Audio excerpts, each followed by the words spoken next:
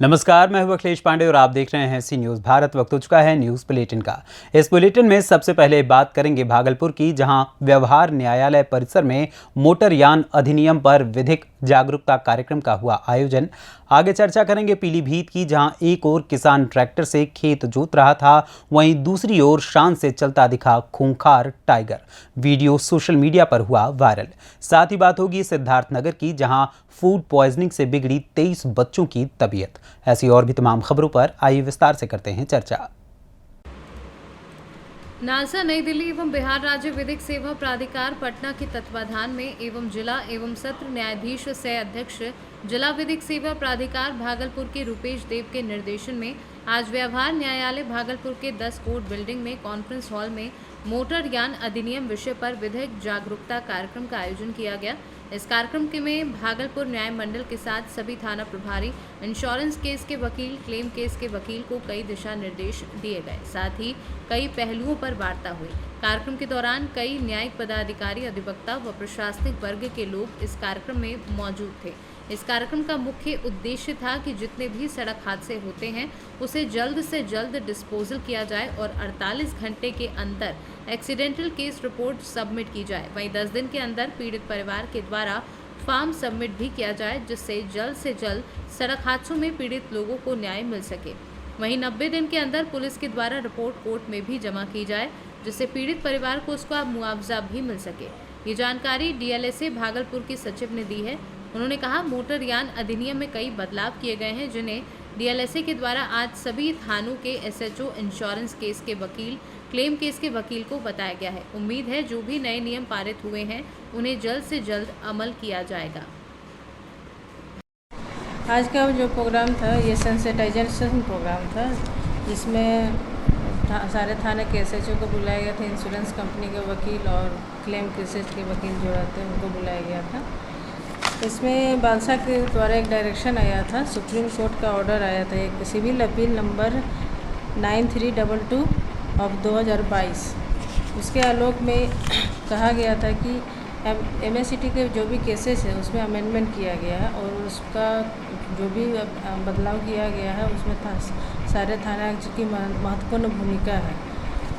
उसमें डिस्पोजल जल्दी करवाने के लिए उनको गाइडलाइन दिया गया है, जिसमें उनको कहा गया है कि 48 घंटे के भीतर जो भी एक्सीडेंट होते हैं उसकी रिपोर्ट सबमिट करें कंसर्न कोर्ट को। 10 दिन के भीतर उनके पीड़ित जो भी होंगे उनको बताएंगे उनके अधिकार क्या है, वो फॉर्म 2 में उनके द्वारा भरा जाएगा। उसके अलावा ड्राइवर्स जिसके द्वारा ये घटना कारित की गई है उनके द्वारा भी फॉर्म 3 भरा जाएगा, जो कि 30 दिन के भीतर कंसर्न थाना में जमा होगा। उसके अलावा है जो भी ऑफेंडिंग व्हीकल के ड्राइवर होंगे। और भागलपुर से सी न्यूज़ संवाददाता राहुल कुमार सिंह की रिपोर्ट। पाटन जिले के समस्त पत्रकार बंधुओं बहनों, जिला तालुका सहित समस्त पत्रकार संघ को जिला स्तरीय द्वितीय सम्मेलन अर्थात द्वितीय चरण के प्रारंभ का प्रथम सम्मेलन अगली तिथि 30 जुलाई को आयोजित करने का निर्णय लिया गया है। एक कार्यक्रम पाटन में, दूसरा कार्यक्रम राधनपुर में और तीसरा कार्यक्रम पाटन में और ये चौथा कार्यक्रम चानस्मा सुरानी संस्कार भवन में। पत्रकार एकता परिषद का ये सम्मेलन 30 तारीख रविवार को सुबह 10 बजे से 12 बजे तक जिले में होना है। ये चौथा कार्यक्रम प्रदेश के अधिकारियों की मौजूदगी में हो रहा है। पाटन से सी न्यूज़ संवाददाता कमलेश की रिपोर्ट। सोशल मीडिया पर पीलीभीत के पूरनपुर टाइगर रिजर्व का एक चौंकाने वाला वीडियो वायरल हो रहा है। वायरल क्लिप में टाइगर एक खेत में चलता दिख रहा है। हैरान करने वाली बात यह है कि उससे थोड़ी ही दूरी पर कुछ किसान अपना काम कर रहे हैं। एक शख्स को ट्रैक्टर चला रहा है। हालांकि दोनों ही एक दूसरे के स्पेस की इज्जत करते नजर आते हैं।